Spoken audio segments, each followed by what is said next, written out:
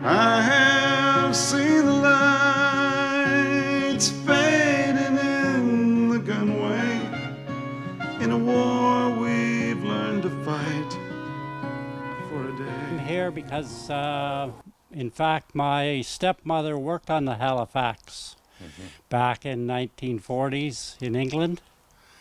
And my son and I worked on the one in Trenton, the NA337. And when I caught on to this, I phoned up Scott, and here I am. I guess my primary reason was to get out of the house. My wife wanted me out of the house, so we decided this would be a good way to put my time in. How about? Yeah, my father was flying Lancaster bombers, and he was killed over Germany. And I went over there, found the crash site, and I have some pieces of it, which I framed, and I have them up on the wall there. But I've always been interested in aircraft, you know. I had a small plane. We've been making some of the ribs for the trailing edge of the wings, as you see behind us.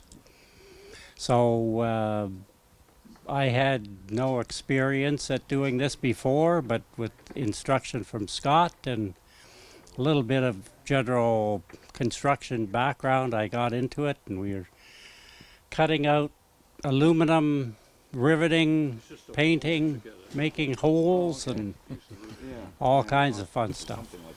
No, Scott's a great guy. He's very patient with us and teaches us the right way to do things, and boy, has he got a wealth of knowledge about this Halifax. He's quite an expert on it and spent a lot of time. Oh, for sure. I would highly recommend it if you have any kind of technical skills and any love of aircraft, or if you had a relative in the Air Force, this would be a great spot to spend some time and just learn some new crafts and so on. It'd be excellent. I have seen the lights fade